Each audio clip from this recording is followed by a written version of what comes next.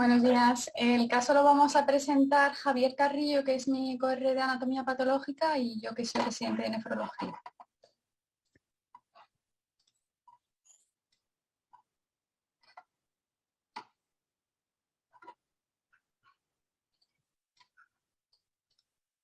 Bueno, se ve muy bien.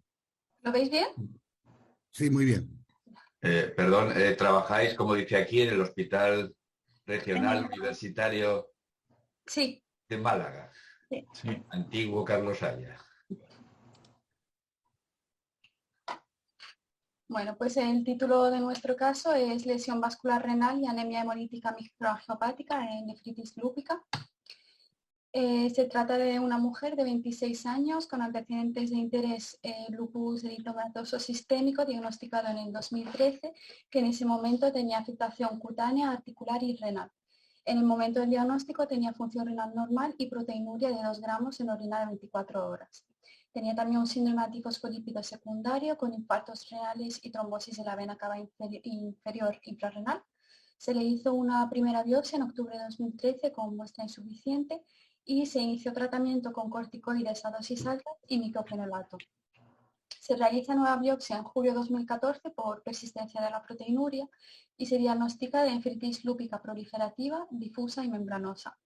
Se decide administrar 4 dosis de rituximab sin respuesta y se inicia tratamiento con ciclofosfamida y recibe una primera dosis en septiembre de 2014. Una semana tras la administración de la ciclofosfamida, la paciente consultó en urgencias por cuadro de un mes de evolución consistente en astenia, recorte de diuresis, edematización progresiva y disnea de moderados esfuerzos. No tenía otra clínica, ni digestiva ni respiratoria, e ingresó en nuestro servicio en situación de fracaso renal agudo oligoanúrico. En la exploración destacaba que la paciente estaba en situación de anasarca.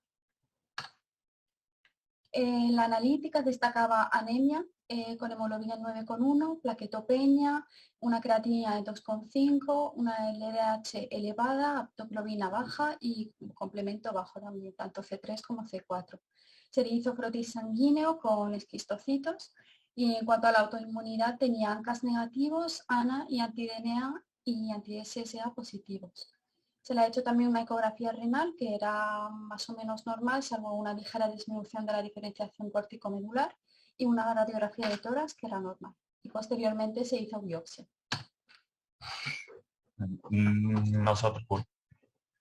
Nosotros en anatomía patológica recibimos una muestra en la que ya bajo momento vemos que todos los elementos del parénquima renal se encuentran afectos.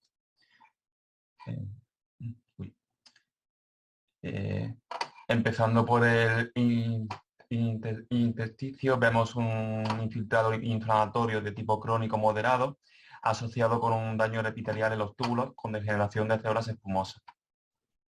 Las arterias presentaban extensa necrosis en toda su pared sin asociarse con trombos ni con células inflamatorias, pero el mayor daño se encontraba en los glomérulos.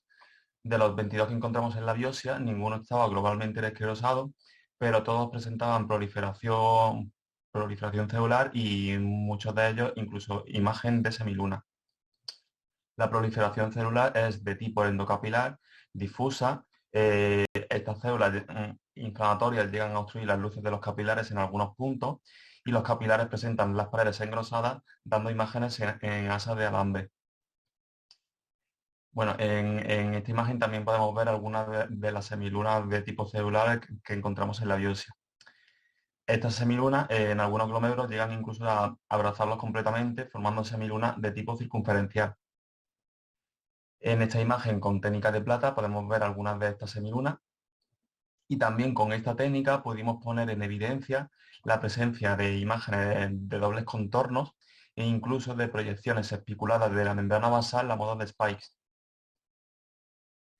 En la inmunofluorescencia tuvimos una positividad tanto en los glomérulos como para las arteriolas, para todas las inmunoglobulinas y complementos, lo que se llama el patrón full house, sin restricción de cadenas ligeras ni lambda. Y el fibrinógeno fue positivo en la semiluna. Por tanto, nuestro diagnóstico anatomopatológico fue de biopsia renal con nefritis lúpica mixta difusa global con semiluna y membranosa, es decir, clase 4G y 5, y vasculopatía lúpica necrotizante. Cuando aplicamos los índices de Austin, otorgamos un índice de actividad alto por la hipercellular endocapilar, los depósitos hialinos, la semiluna y la inflamación intersticial, y un índice de cronicidad de 1 por el daño tubular.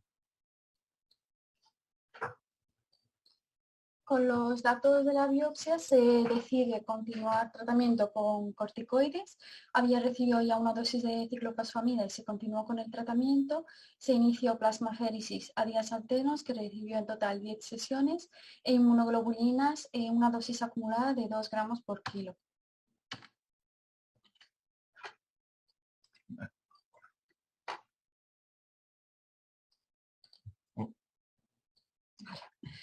Inicialmente la paciente presentó evolución tórpida con hipertensión arterial severa, anemia de rango transfusional que ha precisado varios concentrados de Matías y persistencia de la oligoanuria precisando iniciar hemodiálisis. Posteriormente mejoraron los parámetros de hemólisis sin recuperar la función renal. Tras un mes de ingreso se dio de alta manteniendo tratamiento con corticoides y bolos de ciclofosfamida quincenales. A las 48 horas del alta, la paciente ingresó de nuevo por un cuadro de crisis comiciales con sospecha de vasculitis lúpica del sistema nervioso central. Durante este ingreso precisó ventilación mecánica invasiva por insuficiencia respiratoria aguda. Se reiniciaron sesiones de plasmaféresis por nuevo brote hemolítico y las precisó durante un mes. Y posteriormente se decidió asociar el tratamiento eculizumab, consiguiendo controlar los parámetros de hemólisis y pudiendo suspender la plasmaféresis. A pesar de todo el tratamiento que ha recibido la paciente, no ha podido recuperar la función renal. En el 2016 recibió trasplante renal de donante vivo y no ha vuelto a presentar brotes desde el último ingreso. La vasculopatía lúpica es un tipo de lesión vascular poco frecuente que se asocia a lupus. Se caracteriza por la acumulación de inmunoglobulinas y proteínas del complemento en la pared de las arterias y arteriolas, causando obstrucción del lumen y necrosis. Se asocia a formas agresivas de nefritis lúpica, empeorando el pronóstico renal. También es más frecuente en pacientes con síndrome antifosfolípido, como el caso de nuestra paciente, y aunque no hay un esquema terapéutico establecido para este tipo de lesiones, se recomienda realizar un tratamiento agresivo con corticoides a dosis altas, plasmaféresis, ciclofosfamida y rituximab. Gracias.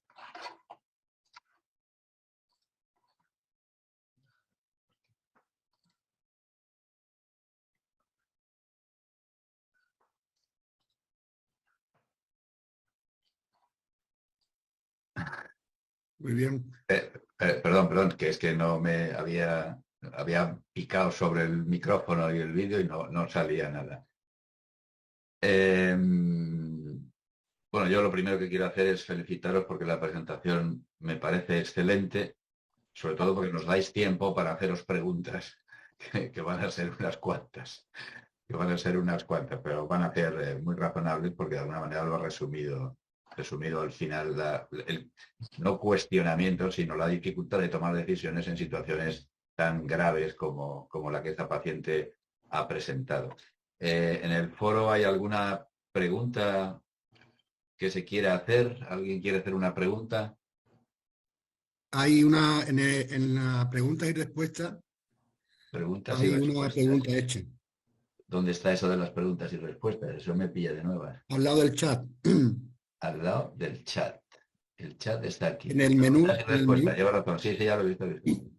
Y dice, Pues creo, tenéis un ensayo clínico con anticam en nefritis, y es Dorita, nefritis lúpica. ¿El eculizumab estáis poniendo eso? Pregunta que creo tenéis un ensayo clínico con anti-CAM, que supongo que será algo del complemento, en nefritis lúpica, con el eculizumab, supongo, ¿no? Sí, hay un ensayo clínico con eculizumab en nefritis lúpica. ¿Pero participáis vosotros? Sí, participamos. Bien, la respuesta es sí, entonces. ¿No queréis dar más detalles de la participación? No hay más detalles en principio. ¿Tenéis cuántos pacientes habéis puesto? Supongo que todos tendrían este grado. Habrá que pacientes serán elegibles en situaciones de gravedad, de alta gravedad, ¿no? No sabemos los detalles, pero sí sé No que tenéis más detalles, ¿no? no, todavía no. Vale.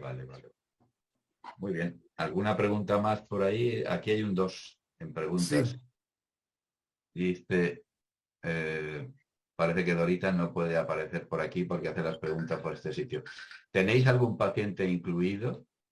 ¿Es abierto para enviaros pacientes? Yo transmitiré las preguntas. Me parece que Dorita me está llamando. Segundo voy a mirar si es ella. Pero bueno, yo transmito sus preguntas. No va a cortar porque me está escuchando probablemente. ¿Tenéis algún paciente incluido? ¿Es abierto para enviar los pacientes? Supongo que no lo sabéis, ¿no? Ahorita puedes hablar ahora. No, la verdad es que no lo sé, pero sé que hay un estudio. Podemos preguntárselo a las nefrólogas de la consulta, a Remedios o a Pilar. Sí, Vale. buenos días a todos y enhorabuena a los tres por el caso y al patólogo también. Me gustaría que el patólogo incidiera un poquito más en las lesiones de necrosis fibrinoide, porque lo has comentado y yo lo he oído muy de pasada y no la he... como para calificar la biopsia de vasculitis necrotizante. ¿Puedes enseñar las imágenes de necrosis fibrinoide un poquito más, por favor? Sí, Muchas gracias. vamos a compartir la pantalla.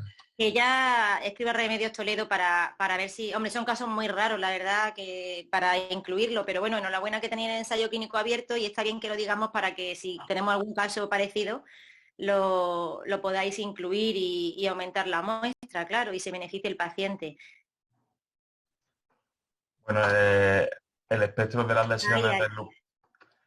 El espectro de las lesiones del lupus, bueno, en cuanto a vasculopatía, pues son diversas, pero una de ellas es la vasculopatía necrotizante, que lo que se diferencia de las otras, pues es la necrosis de la pared, pero no se acompaña de ningún infiltrado inflamatorio, ni trombo, ni nada que nos hagan pensar en una vasculitis o en una microangiopatía.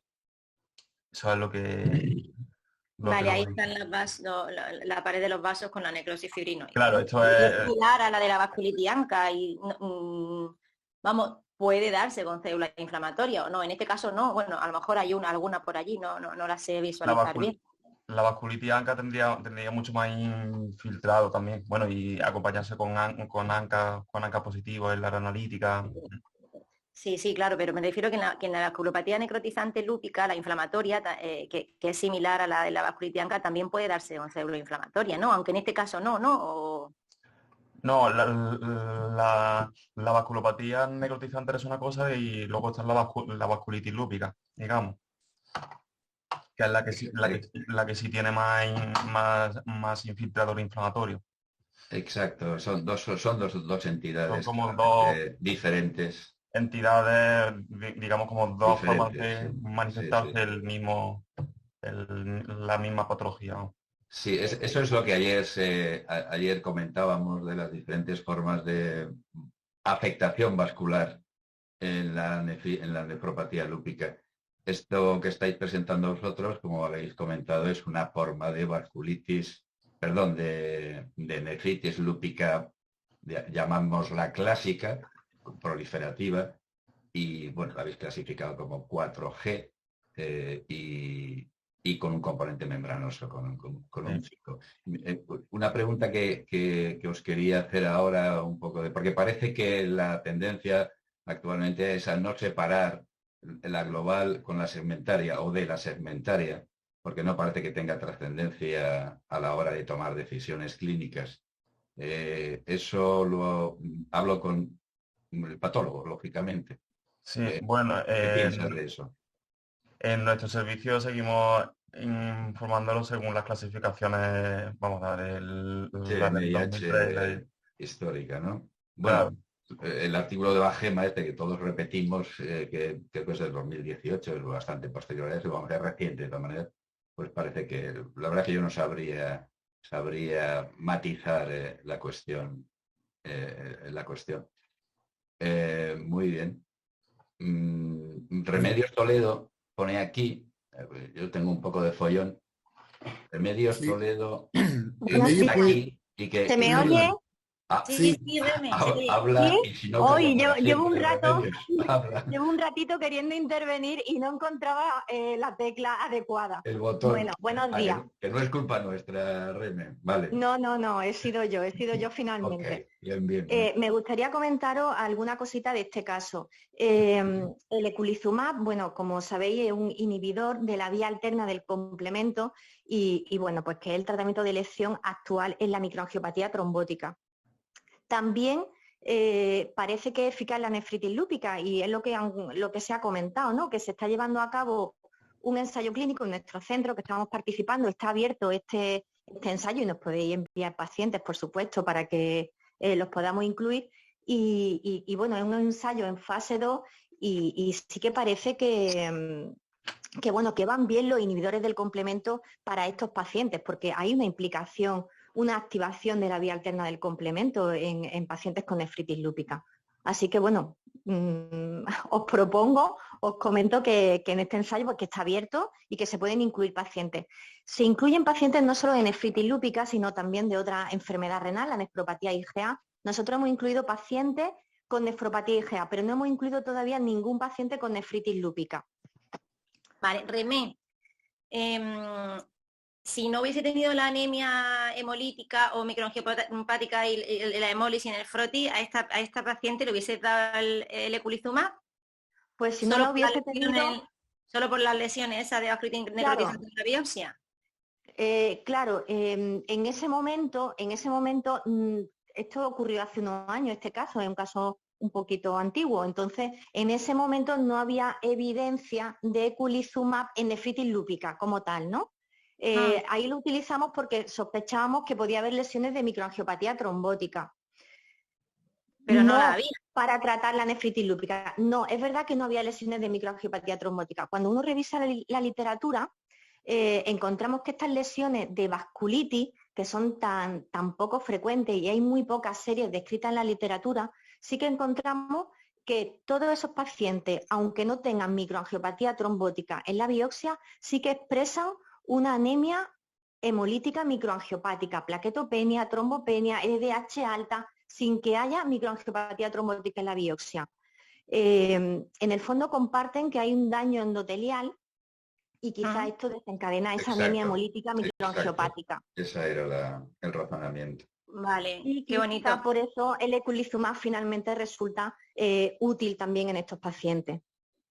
Claro, pero tienen que ser pacientes seleccionados, ¿no? Como este, por ejemplo, porque aunque sea activo por la vía alterna del complemento, el claro. precio del fármaco, habrá que seleccionar los pacientes que tengan este tipo de lesiones, ¿no? Claro. En este caso se autorizó el fármaco, se dieron muy poquitas dosis porque respondió bien, o sea, se controló la hemólisis. ¿Qué dices? 6 dosis así.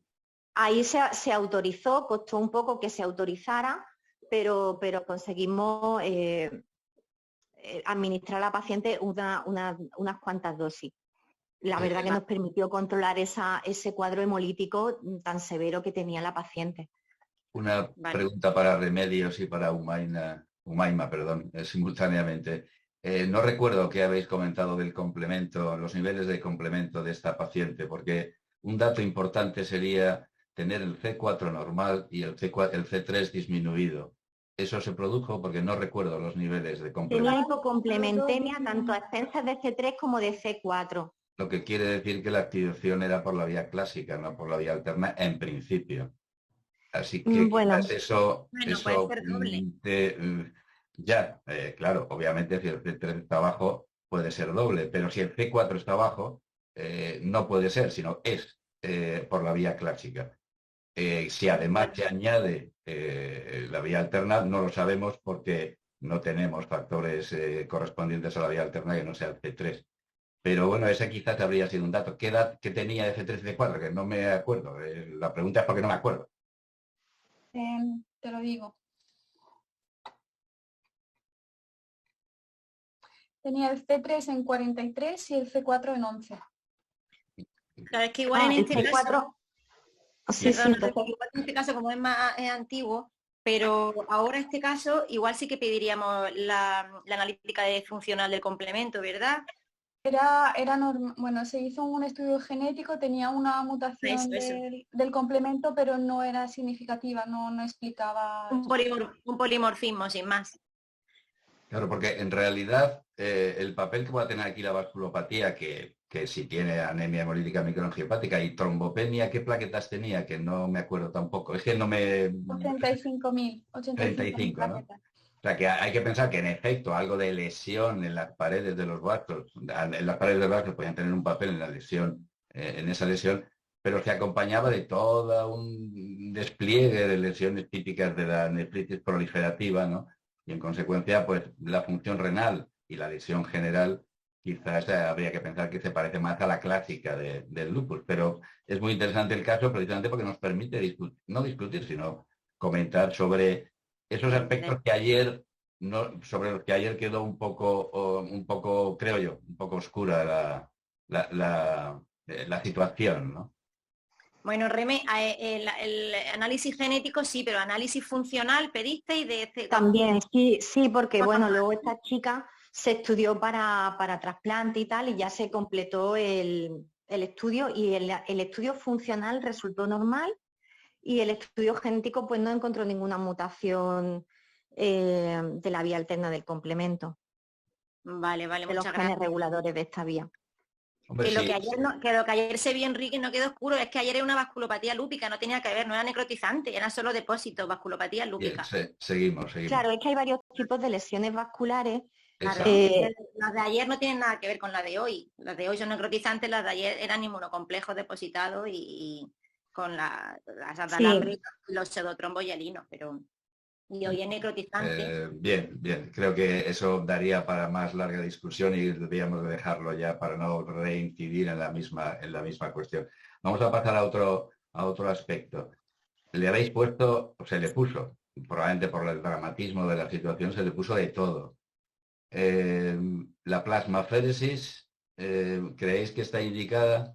Quizá más cuestionable sería las inmunoglobulinas. ¿No habría que haber empezado con ciclofosfamida de primera instancia, dosis altas? Es una pregunta, ¿eh? Porque en esas situaciones se hace de todo, efectivamente, todo lo que se puede. Sí, estaba de nuestro caso, ¿no? Sí, claro.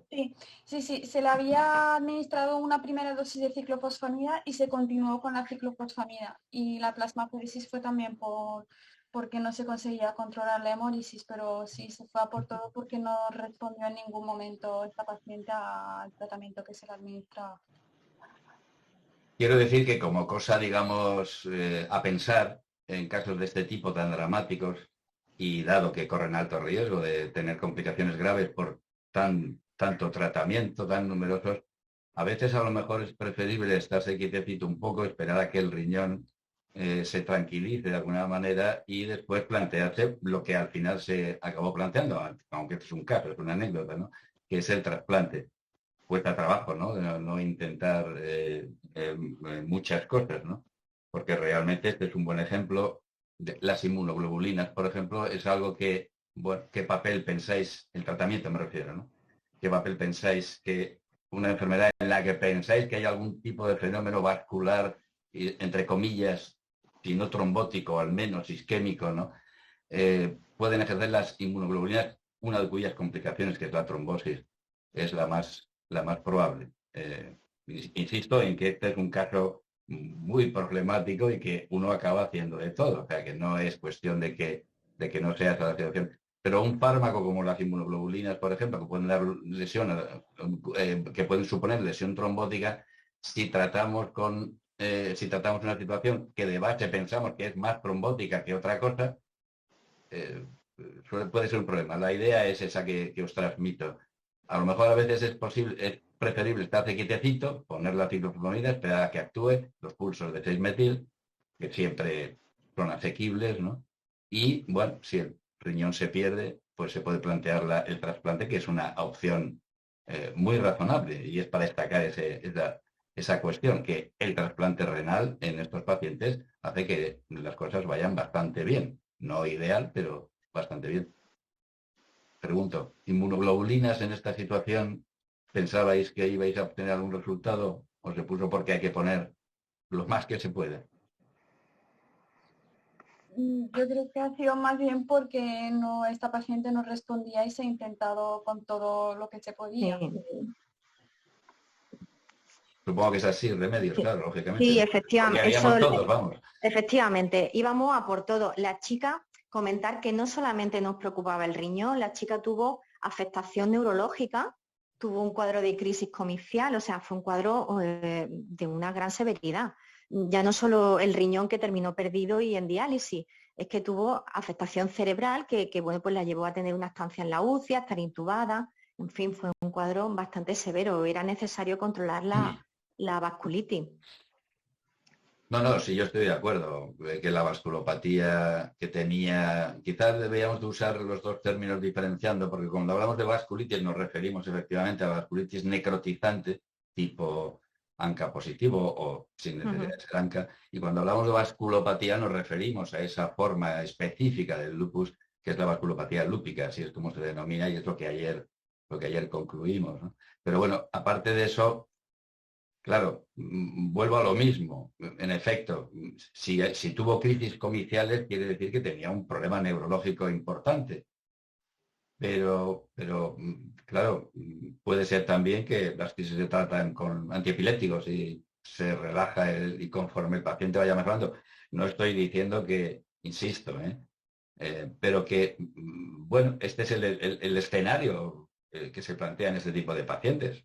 Se hace todo lo que se puede a ver qué conseguimos y no porque, y como ha comentado Umar, porque no puede haber información de situaciones de este tipo que resuelvan definitivamente la cuestión, ¿no?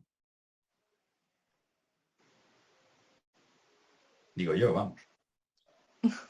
Pilar, una asistente... Bueno, es que el caso es tan interesante que genera Debate. O por lo menos muchas preguntas, ¿no? Pilar, uno de los participantes ha levantado la mano. Esta Pilar, Hola. sí, efectivamente, ha levantado la mano. Bien, bien. Pilar. Gracias, Hola, Paco, porque sácanos de los apuros. Buenos días. Sí, que yo soy también adjunta de la consulta del Hospital Regional. Que bueno, no he intentado hablar, pero es que hasta ahora no tenía activado el micrófono. Se ve que se tenía que activar desde la organización. Ya lo tengo activado, pero ya la doctora Toledo ya ha contado lo que yo quería comentar también del caso. Y bueno, a lo mejor añadir que desde mi punto de vista esta paciente, pues eso, que incidir sobre todo en las manifestaciones neurológicas que tenía y en que estaba, bueno, que tenía afectación, que tenía peligro para la vida de la paciente cuando se decidió poner el tratamiento con eculizumab y que también tenía manifestaciones analíticas muy sugestivas de la microangiopatía trombótica. Tenía ascenso de la LDH, la hemoglobina baja y que, vamos, que en este caso el tratamiento no fue solo para intentar salvar el riñón. ¿Me habéis oído? Sí, perfectamente. Sí, vale. que intentabais salvarle la vida Sí. a la paciente. Sí, eso, claro, esa es la disyuntiva que se plantea. Pero también, vamos, lo que yo quería hacer hincapié, no necesariamente porque se haya hecho bien o mal en este caso, sino que a veces se puede plantear que el uso de muchos fármacos puede acabar dando lugar a problemas, a complicaciones, que en este caso no parece que se hayan producido, pero que hay que tenerlo siempre en cuenta, que los fármacos inmunosupresores en general y a través de cualquiera de las vías de la inflamación, que son muy complejas, pues pueden acabar dando lugar a complicaciones. Y eso hay que tenerlo también en mente. Obviamente, insisto, o me reitero en que esta paciente pues es un problemón y probablemente todos habríamos hecho lo mismo. Pero no deja de estar en el horizonte de uno pensar, bueno, mira, vamos a estarnos un poco quietecitos, vamos a mantenerla viva, ventilándola, lo que sea necesario, con fármacos antiepilépticos, lo que sea, porque imagino que no tenía ninguna lesión, sangrado del sistema nervioso o alguna cosa que pudiese detectarse. Y, bueno, en el horizonte de unos cuantos meses la trasplantamos y puede tener una supervivencia casi normal en los tiempos actuales. Pero vamos, obviamente a las 3 de la mañana, viendo que la paciente se nos va, difícilmente es nada de esto criticable, claro. Sí, además que en este momento nosotros todavía no, ahí en ese momento no habíamos dado por perdido el riñón porque las lesiones de la biopsia eran activas, ¿no? Había muchísimo daño proliferativo, pero eran lesiones activas. Entonces en ese momento nosotros sí pensábamos que el riñón podía ser recuperable, Sí, que, sí, sí. que intentar ahorrar inmunosupresión, el trasplante luego supone muchísima inmunosupresión de por vida, aparte de toda la tralla que hay que meterle para la inducción. ¿No? Que el trasplante como ahorrado de inmunosupresión tampoco. Sí, sí, estoy de acuerdo contigo. Obviamente la biopsia no muestra lesiones de fibrosis ni en el intersticio, ni en los glomérulos, que es lo que determina efectivamente ya no hay que hacer nada más para en dirección de inmunosuprimir, efectivamente. Pero bueno, es quizás algo que no se plantea regularmente, lo de, bueno, vamos a dejar al riñón que caiga en la batalla y el resto del cuerpo que se conserve, en fin. Pero vamos, simplemente es por, de alguna manera, plantear una cosa un tanto diferente. Pero por lo demás, perfecto, vamos, no, es seguro que es lo que habríamos hecho todos en esta situación, con independencia del aval que tengamos de información de investigación clínica, ¿no? Ensayos, lo que tú quieras, estudios observacionales, de cohortes, lo que tú quieras. En estas situaciones hay que actuar lo mejor que pueda el clínico, que para eso está. Precisamente por eso las recomendaciones de las guías son recomendaciones, en la que los que han colaborado pues tienen un determinado acuerdo, como podéis ver en la publicación que hemos hecho de cuadernos, que es muy alto, y todos están de acuerdo en hacer determinadas cosas. Y por eso, pero al final, el clínico que está viendo al paciente es el que tiene que tomar las decisiones. Y obviamente se debe exigir que las tome con sentido común, pero tiene que tomarlas. Quiero decir que no es en principio nada reprochable las cosas que se han hecho porque son pacientes muy graves.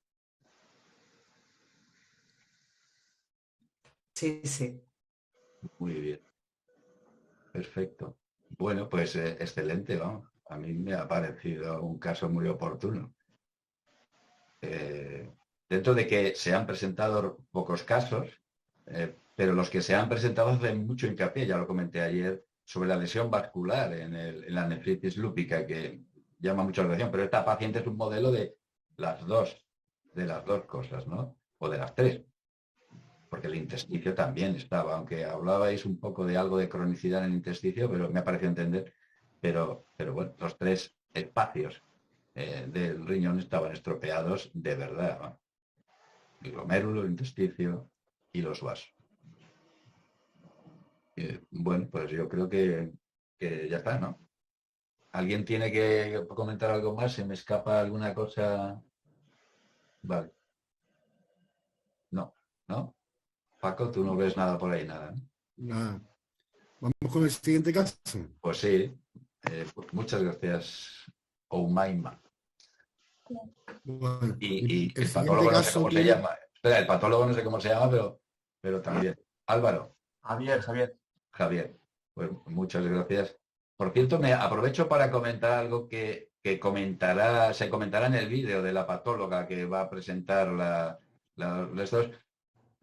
Es esto que estamos haciendo ahora mismo. Es decir, que cuando tengamos un caso de este tipo, o cuando se tiene un caso de este tipo, y es lo que se hace normalmente, hay que sentarse, aquí estáis tres, pueden ser 4 o 5, también el de la UBI incluido, para tomar decisiones en conjunto serenas, reflexionadas y sopesadas, que es algo que a veces se nos olvida, ¿no? Pero que me sirve de ejemplo para mostraros que las conversaciones deben de ser con el patólogo fundamentalmente y con todos los que estén implicados, el nefrólogo, el internista, el reumatólogo o cualquier otro especialista o el que esté implicado en el manejo del paciente.